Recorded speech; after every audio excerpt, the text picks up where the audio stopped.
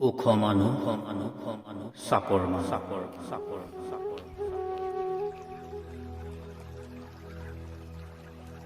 চৰণীয়া পথাৰখনত বহুত মানুহ, কিছুমান ওখ মানুহ, কিছুমান চাপৰ মানুহ। ওখ মানুহবোৰৰ হাতবোৰ দীঘল, চাপৰ মানুহবোৰৰ হাতবোৰ চুটি। ওখ মানুহবোৰে ওপৰৰ বস্তুবোৰ সহজে ঢুকি পায়। চাপৰ মানুহবোৰে ওখ মানুহবোৰৰ পিঠিত হাকুটি লগাই বগুৱাবাই আগুৱাই যায়। ওখ মানুহবোৰে চাপৰ মানুহবোৰক সহজতে নেদেখে। সিহঁতক চাবলৈ তললৈ চাব লাগে, সেইবাবে নাচায়। মেৰুদণ্ড বেকা নকৰে। চাপৰ মানুহবোৰে মেৰুদণ্ড পোন কৰি ওখ মানুহবোৰক সহজে দেখে।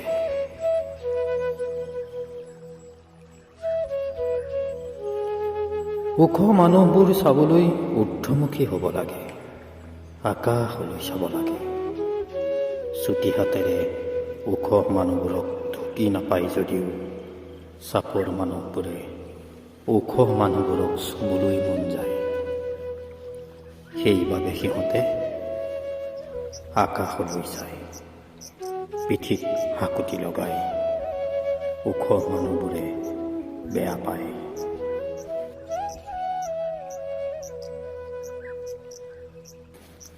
ওখ মানুহবোৰ ওখ ঠাইত থাকে বাবেই সিহঁতৰ চিন্তাবোৰ ওখ।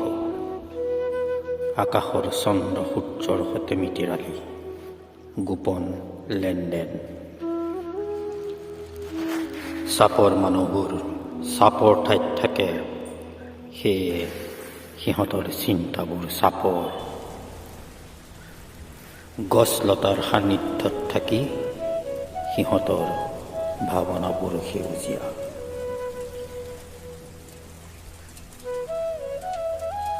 চৰণীয়া পথাৰখনত ওখ মানুহবোৰে ওখ ঘাঁহ খায়, চাপৰ মানুহবোৰে চাপৰ ঘাঁহ খায়।